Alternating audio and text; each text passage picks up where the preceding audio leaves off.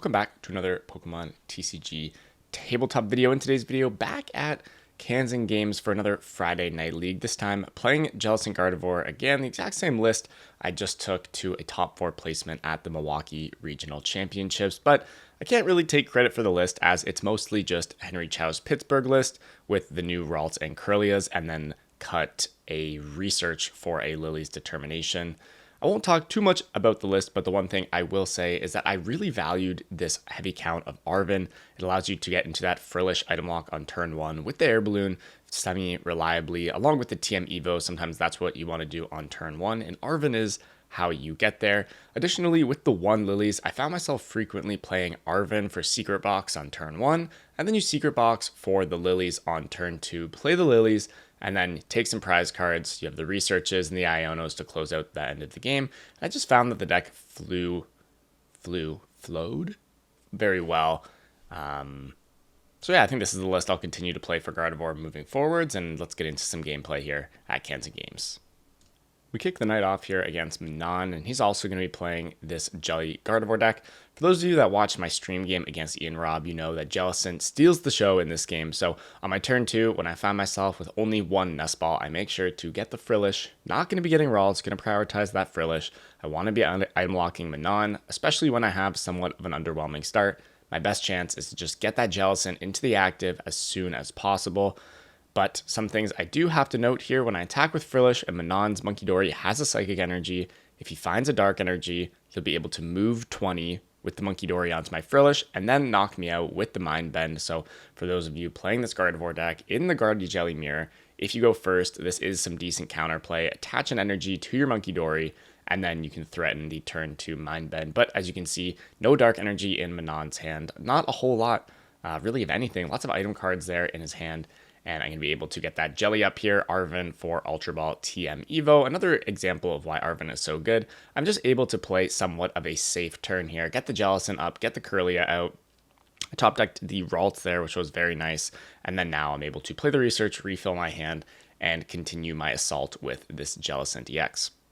Now, at this point, pretty much all I'm trying to do is get triple Munkidori onto the board, get some energies onto my Jellicent, and start swinging. I believe I did prize a Dark Energy or a Munkidori this game. I'm not sure which, but I remember the triple Munkidori was not going to be an option, just going to be able to get up to this game. And per the, I would say, standard strategy against Jellicent, Manon's going to get that Mind Bend going, which is kind of annoying. If I start flipping tails, my Jellicent will rack up a lot of damage. So it's important that I set up my own Munkidoris to clear off this damage.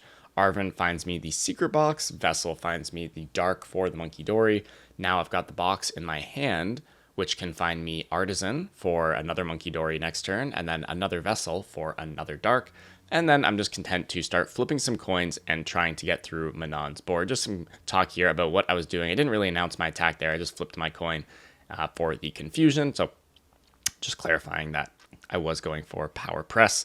And now I don't have to deal with the Munkidori Mind Bending me, as there's no energies on Manon's field. And we're going to get this Jellicent cleared off rather quickly here. Like I said, Vessel here is going to get the Psychic and the Dark. If I had 3 Monkeys and 3 Darks in deck, that Vessel would just get double Dark, and then I would just prioritize setting up the triple Monkey here. No need for me to set up another Gardevoir. Even if Manon does get a setup going, my Gardevoir is just not really ever threatened. Even if it got hit by something like a Scream Tail, that wouldn't be enough to take it out. Countercatcher isn't active, and I don't plan on getting out of Jellicent anytime soon, unless it's going to let me basically win the game, which I think it does in this situation. Here I get to double Monkey, take out the Curlia, and then use Gardevoir to KO this Ralts. I think at this point, when I'm taking out all the Curlias, all the Ralts, it's okay to break the item lock. Even though Manon has like 10 cards here, he's going to be able to do a lot. He's got the Secret Box, Ultra Ball, Iono, lots going on here. But I think the key thing to note is that he won't be able to set up a Gardevoir, and next turn I can just go back into the Jellicent. Additionally, I'm up pretty significantly on prizes, so I felt like it was an okay time to break the lock, as I knew Manon was playing a Boss's Orders. So if I just keep sitting there with Jellicent and maybe I flip a few tails on Confusion, Manon top decks Boss's Orders, and then he's able to get Gardevoir EX online, and I'm not exactly sure what he would do from there, but then I think I could run into some games where I somehow end up losing. Maybe I get my Gardevoir knocked out, and I could get into some awkward situations. But we see Manon developing his board here. Some more Pokemon coming into play, some tool cards. I think we're going to see another, we're going to see a Night Stretcher. I think he's going to go for the Dark Energy here. Yeah, I think we talked about that. Likely should have been the second Ralts. As Manon is going to end up here without extra Ralts on his board, as we see him shuffling up for the Iono here. And I think at this point, this game is almost a foregone conclusion. On my next turn, Jellicent can come back up into the active, start punching again. Additionally, I can just keep taking knockouts with Gardevoir. I could decide to use Scream Tail if more Ralts don't come onto the board. And that's about what we're going to see here. I think we see another Monkey Dory come onto the board and a Frillish. Manon realizing that the Frillish is, of course, the cornerstone. Yeah, funny. The pivotal part of the matchup. And he's going to try to establish that Frillish here. But on my next turn, I'm just going to retreat into the Scream Tail. It's going to take out the Ralts. And then on the final turn of the game, my Scream Tail can just go ahead and take out Fezandipity or Clefairy to close out the game. Now onto my turn there, I just used the Artisan. I had a lot of good cards on the bottom of my deck, so I just used the Artisan to shuffle. I think I had some supporter cards on the bottom. I'm not entirely sure, maybe some Psychic Energies. But yeah, I want to top deck good cards, especially if I get Iono'd, but I don't think it's going to matter here, as on the next turn, I'm going to close it out, and I'll just cut this game here, and we'll get into the next round.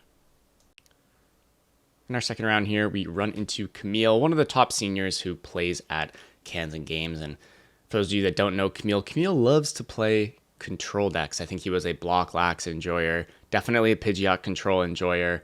I'm not entirely sure what his full list of control decks are, but he's played the game for a long time, so I imagine it is quite extensive. Camille, if you watch these videos, you'll have to let me know, man, how many different control decks you've played over the years, and maybe which one was your favorite. And we're going to get into a Pidgeot Control game here. Camille's got quite an interesting list. I'm not sure what it's built on, but one thing that I found really interesting that I saw at one point is that he's playing Golduck. And when I asked him why, he said to counter Klefki. So not only is he playing Psyduck to block Dusknoir, he's actually playing Golduck as well. I didn't even know Golduck was a card. For those of you that don't know, there's a Golduck that has the exact same ability as the Psyduck.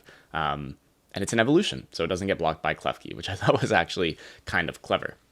But as far as my strategy goes for this matchup, it's pretty much just going to revolve around not putting any Pokemon into play. Just Frillish Ralts. Specifically, I cannot put Monkey Dory into play. Monkey Dory can get infinitely trapped by the Sudowoodo.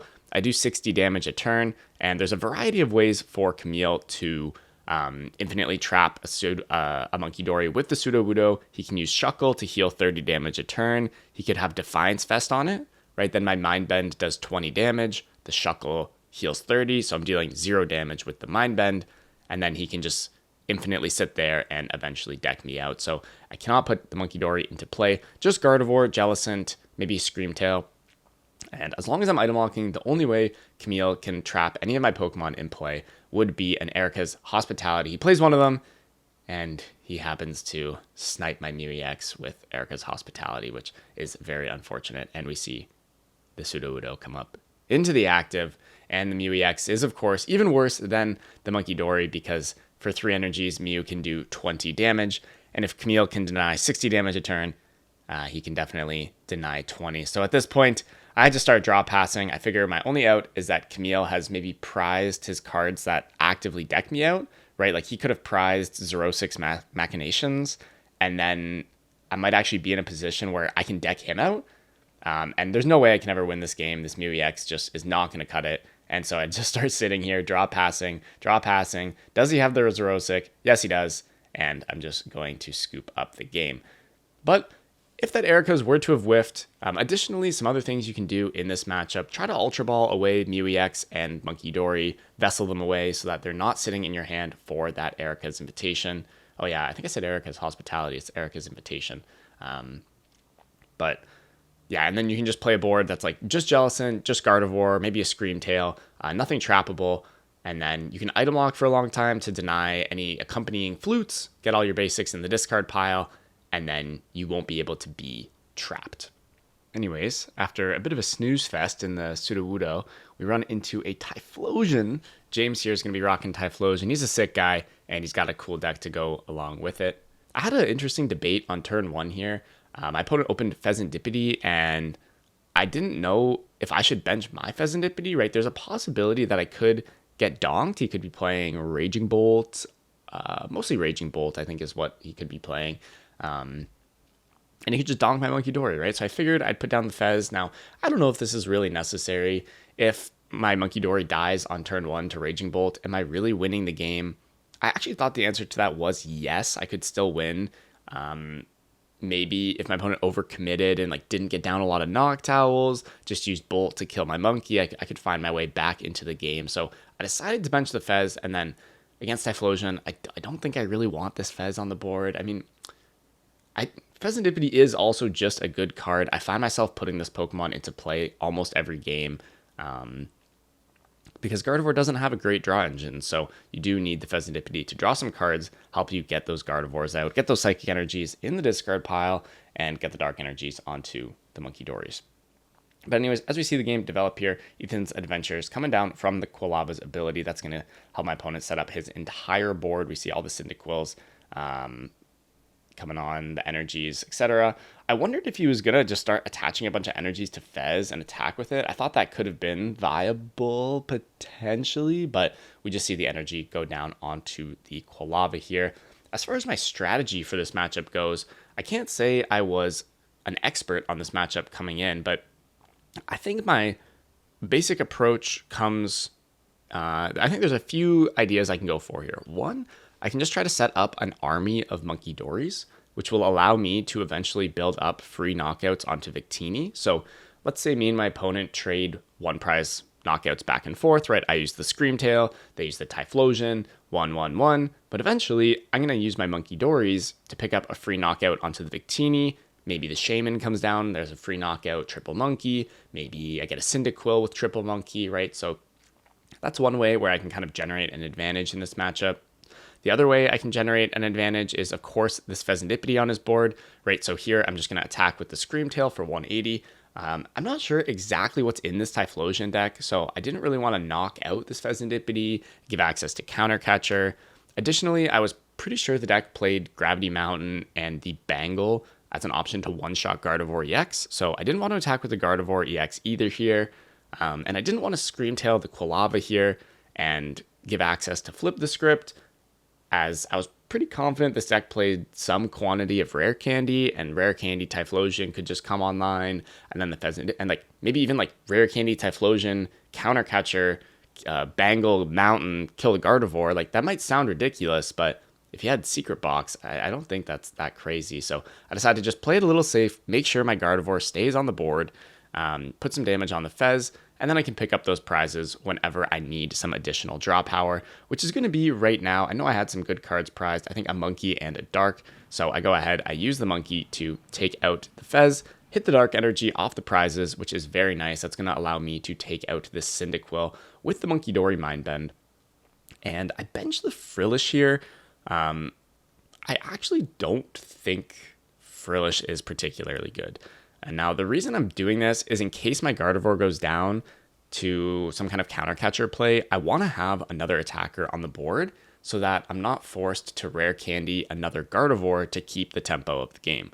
Right here, if my opponent kills my Gardy, I'm just going to go ahead and attach a fourth energy to my Frillish, make it a Jelly, move some damage over with Monkey, maybe get a Curlia onto the board, and then I don't have to worry about explosively making another Gardevoir EX when I believe I've already used one of my rare candies. But I do have to say Jellicent is just not a particularly good attacker. With 4 Ethan's Adventures in the discard pile, Typhlosion does 280 damage. That just one-shots Jellicent, and in that case, my opponent doesn't need access to items. So I think, although I do see the merit of having an attacker ready on the board, potentially the Frillish was not the best option. Now here I do have quite an extensive amount of cards in my hand. I'm just piecing together what my route to victory is here. I'm on 3 prizes. My opponent's on 4. He can theoretically win in 2 attacks. So I'm also going to try to win in 2 attacks here. And I figure the way I'm going to do that, Screamtail can take a big one-shot here onto the Typhlosion. Munkidori can move 30 damage onto Shaman or Victini. And then on my next turn, I'm just going to try to win the game with another knockout onto a Typhlosion with either the Scream Tail or Gardevoir EX. And then on the final turn of the game, on the final turn of the game, I'll do that. And then I'll double Monkey, kill the Shaman. Now, I think here, I actually didn't even need to attack with the Scream Tail. I could have just attacked with Gardevoir EX straight up and then gotten the second Monkey Dory onto my board right away. But again, I wasn't sure exactly what's in this Typhlosion deck. There could be a random Bravery Charm come down onto the Shaman. That could mess me up. There could be a random Turo. There could be a random Picnic Basket. There could be a random... No, I think those are mostly the semi-plausible cards to be playing. Picnic Basket, Turo, Bravery Charm, something like that, denying me my 2-prize play onto the Shaman. So I decided attack with a Scream Tail just in case, force out the boss's orders if my opponent wants to keep that 2-prize pace. And here, I'm not sure exactly what we're going to see. I think the Gardevoir potentially goes down to the Typhlosion here. Yeah, that's right. And then on the final turn of the game, the Scream Tail comes up, a Gardevoir EX comes online, and then the double Monkey Dory takes out the Shaman, and then the Scream Tail is just going to KO the active, and that's going to close it out. And I think here we go. You see it pretty quickly here, and that's going to close out this round against Typhlosion. Additionally, something else, I was talking to my friend Tony after this game. Something else you can do in that Typhlosion matchup is just Mind Bend the Typhlosions, because they have a 2 retreat cost, and these Typhlosion decks don't play a lot of mobility. And then you can eventually set up for a Devo play, where you can like Mind Bend the Typhlosion, and then start Scream Tail spamming the bench, and then eventually Devo. That's maybe something I'll have to try in the future. But in this next round, we get a little bit of a freebie here when my opponent goes draw, attach to Hoot Hoot, pass. Definitely not what he wants to see. And I thought... I was debating not even including this in the video, but I think it's definitely worth talking about here because instead of going for the TM Evo, I do opt for the Frillish. I know my opponent has a dead hand, and I want to deny him as many top deck outs as possible, right? Say he has a Noctowl in hand, and he top decks Nest Ball, right? That would be Nest Ball for Teal Mask Ogre Pawn, Noctowl for I don't even know what, right? 2 trainer cards, and then he would be back in the game. So I want to minimize his outs back into the game. I go for the Frillish. He doesn't top deck the item card, but then on turn 2, I'm just able to go into the Jellicent, start attacking, and take him out as quickly as possible, denying Nest Ball, denying Ultra Ball, and picking up my free win. Because sometimes, if you don't play those early games optimally, your opponent can bail out, and you can end up losing the game. Now, after I donk him, I ask him if he wants to play again for fun, and so we get a little extra bonus game here, not actually part of the league, but it is a good game, so I'm going to include it in the video. Why not give you guys some extra gameplay here? This time, going to be a little bit more of a casual game, but I think we get some interesting dynamics going on. A solid turn 1 from my opponent this time. We see a lot of basic Pokemon come into play. The energy comes onto the Fanrotom, Teal Mask, etc., and we see a good turn. Now, this time, last game, I went for the Frillish because my opponent didn't have a particularly good turn 1. This time, I'm going to go for the TM Evo because he did have a good turn 1, right? So I don't really think the Frillish has super high impact here, although I will say my opponent did not bench a 1-prize Baby Bolt, so denying Nest Ball here definitely has some merit, but I decided to just go for prioritizing my own board. I get the double Curlia online here. And something else I do here, which I think is actually quite notable, is I get the energy onto the Frillish for the TM Evo. Now, this is something I love doing against Raging Bolt, energy on the Frillish on turn 1, because especially when they are threatening the Baby Bolt, it's very strong. Say they're able to Baby Bolt your Ralt, or maybe they 4 energy Baby Bolt your Curlia.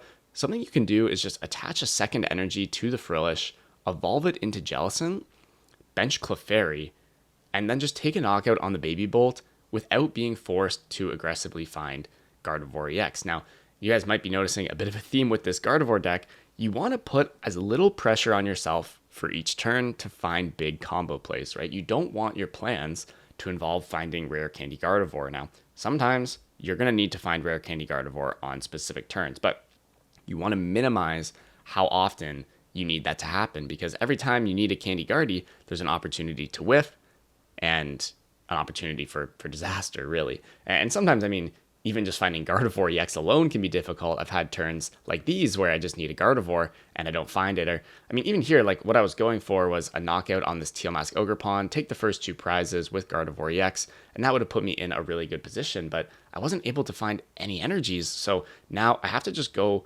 back into the Screamtail, take out Hoot Hoot. Not really the play I want to be making for a few reasons. One, my opponent's on odd prizes, so I wanted to just start getting in there with Pokemon EX. Additionally, I wanted to take a 2-prize turn on the Teal Mask Ogerpon. That would have set me up nicely to go for some kind of 2-2-2 prize map. So this is going to get a little bit awkward. The one thing I do have going for me is that this Slithering is not a particularly strong attacker at this point. It does threaten to knock itself out, which is good for me, right? It's going to put me back onto even prize cards, which I like to see. And now the dynamic of the game changes because my opponent's back onto even prize cards. And so now I was trying to use 2 prizers. I couldn't do it. Now he's on even. Now I want to try to incorporate 1 prize Pokemon into my strategy, or just find a way to take 4 prizes in 2 attacks here. So a couple things I can do. I can get the Monkey Dories involved for some free KOs. I can use the 1 prizers, which is what I end up opting to do. I opt to just go for a Frillish attack here. I can use Monkey Dory, Frillish to set up this Fanrotom, with the idea that next turn I'm going to use Monkey Dory to kill the Fanrotom and then just knock out some other 1-prize Pokemon, and there's my 2-prize turn. You'll notice I left the 20 damage on the Frillish. Wasn't particularly concerned about Fanrotom KOing the Frillish, as now this puts my opponent back onto odd prize cards, and this turn I'm going to go down to even. He's on 3, I'm going to 2 prizes, and I'm threatening to win the game next turn. I had a Niono here, didn't really feel the need to play it, just decided to go ahead and play Lily, set myself up as well as possible to win on the next turn as I am leading the prize trade here. And then I'm just going to use Gardevoir EX to take out the Noctowl, going down to 2 prizes with quite a strong board. I've got Double Guardy, Fezmew, I can draw a lot of cards, and there's a lot of things for my opponents to deal with here. Now, I think he does have some plays. I mean, I'll talk about all the plays that don't work first, right? If he attacks with Raging Bolt EX to kill my Gardevoir, that's no good. Mew EX is going to come up, copy Bellowing Thunder for the knockout. Something else he could go for, well, any kind of 2-prize attack is not going to do the trick. So he's got to use a 1-prize Pokemon, right? He can't use Fanrotom here, so he's got to use Slitherwing or Baby Bolt. I will say Baby Bolt, also not a particularly great option, as I can use Mew EX to copy Raging Bolt's attack to kill Latias. But he's definitely got to get some kind of 1-prize attacker involved here. And he was actually unable to do it. I think he missed out on the energy switch. Right, yeah, because he needs energy switch. I think I don't even know what his best play was here. I think his best play was to try to get 3 energy on the Baby Bolt and then kill a Monkey Dory with the Baby Bolt and Prime Catcher. I'm not entirely sure, but he's unable to piece it together, I believe. He does have the energy switch, but he doesn't have the Prime Catcher, and so we actually just say, well, what would have happened if you did get there? And we're just going to play out a little bit of a fun end game here. We're just talking it out, and yep, we're just imagining that somehow there is a Prime Catcher here. Imaginary Prime Catcher gets played, and I want to show him that I think I can win the game with Mew EX copying Baby Bolt. I go ahead, discard a bunch of energy cards, Box gets me Vessel, and that gets me more energies, and then all the energies hit the bin. And I'm going to just retreat into the Gardevoir, or into the Mew, and put a ton of energies on. Arvin gets me the other Vessel for Dark, and then 7 energies takes out the Latias EX. Definitely a fun way to close out this fun game we played, and now we can get into our next round here in the Kanzen Friday Night League. In our last round here, we run into a Gholdengo Solrock. I think we played against Muhammad before on the channel. Maybe even in the last video, I think he was playing Gholdengo Solrock and I played against him. But anyways, for those of you that listened to the Wonder Tag podcast this week, it came out on Friday, you'll know that I feel pretty good about this matchup. I played against it a couple times in Milwaukee, and I'm going to be going for the Frillish Shuffle. I didn't actually explain it very in-depth on the podcast, so those of you that watch that will probably enjoy seeing this played out. But essentially, all I'm going to do is attack with Frillish the entire game. Now we see the turn 1 Solrock take a knockout on the Ralts, which does put a lot of pressure onto me. I Artisan down another Ralts, and I think I mentioned this on the pod, but you don't actually need multiple Ralts in this matchup. So typically when you're playing the Frillish Shuffle, as I like to call it, you want to go double Guardy, double Monkey, double Frillish, right? But in this case, I have Pheasantipity on my board, and so something has to be sacrificed. I need both the Frillish, because what I need to do is retreat between the Frillish to generate damage with Gardevoir. I really do want double Monkey. I think I need double Monkey, actually, because if I don't, my Frillish will have damage on it, and then Solrock will be able to take it out. So I decided to just sacrifice the second Ralts here, and I think I make a mistake this turn. I could have benched Ralts, and I just decide not to. I'm like, oh, he's just going to boss kill it. I'm just going to not bench Ralts. Like, that just doesn't really make a lot of sense, because eventually I need Ralts. And so instead of waiting to put down the Ralts, I should just put it down right away, put a lot of pressure on him to find more boss's orders as quickly as possible, because all I'm doing by not benching Ralts is just giving him more time to find the boss's orders, right? Like, this Artisan should definitely find the Ralts. Like, I understand if last turn I wanted to prioritize the Monkey Dory, but here I definitely needed to be benching Ralts. Even if that Cypher stacked boss's orders onto the top of the deck, it's still really important that I'm just putting down Ralts. But anyways, we're going to continue this stalled out early game here. Mohamed just unable to KO my Frillish. He doesn't really want to be smacking in with Solrock for 70 damage, so he's kind of just sitting here, which I think makes a lot of sense. We do see a Lunatone activation, which I'm not sure is the best, because, I'm going to be Frillishing the whole game. When these energies hit the discard pile, they're not coming back. So I think I understand him trying to draw cards, trying to find knockouts, potentially find boss's orders for when I do bench the Ralts, but I think those energies have probably got to just stay in the hand. Now at this point, I realize that I just need to bench Ralts, and I feel a little silly, because if I bench Ralts now, I definitely should have just benched Ralts on the previous turn. But, I mean, there's nothing to be done other than bench the Ralts and just try to get it up. I do have Candy Guardy in my hand, so if I benched the Ralts on the previous turn, I would have a Guardy now. And so I'm definitely feeling a little silly here. Here we go. Artisan gets the Ralts onto the board. Arvin finds Secret Box. I do have 2 Ralts in the discard pile, so if this Ralts gets bossed, I'll need 2 Secret Box, 4 Super Rod, put back on my Ralts, just keep benching them, and eventually Mohamed will be unable to boss the Ralts, and I'll be able to make Guardy, and then I'll be able to get into the proper Frillish Shuffle. Now we do see the Air Balloon onto the Solrock go out into the Gholdengo, and we're going to see a knockout into the Frillish. One thing I will note, when I see the Air Balloon come onto the Solrock, my eyes do light up a little bit, because now that Solrock cannot get the Vitality Ban. So my plan is to pretty much just never kill that Solrock. I don't want to free up bench space for another one. Typically, if the Solrock doesn't have a tool and it can receive Vitality Band, I like having a lot of damage on it. So if the Vitality Band kills a Frillish, I can just continue to Frillish and use Monkey to take out the Solrock and stop it from KOing back-to-back Frillishes. But anyways, here we see the Iono. I promote the Gardevoir at the start of my turn. I want that damage to come onto my board so that I can Monkey Dory it to Mohamed's side. I don't need to put down the second Frillish this turn, so I decide not to. It can always come down next turn, and then I can get the Frillish Shuffle going. And at this point, I think Mohamed has 6 or 7. All right, guys. I know the 6-7 comments are coming. Just, oh my goodness. I'll leave it in the video, whatever. It's going to be like 6 or 7 energies in his discard pile. And that Gardevoir EX is most likely never going to die as long as I continue to use Frillish. And we see the Gholdengo just go back to the bench. And at this point, I do enter full Frillish Shuffle mode. This Frillish Shuffle ends up a little bit scuffed because there's like energies in play. So I'm just like Frillish Shuffling for 40 damage every turn. I think I probably could have fixed this somehow. Yeah, like on my next turn, what I could do is just put all 3 energies onto my active, move 6, and then on the turn after, I can retreat 3.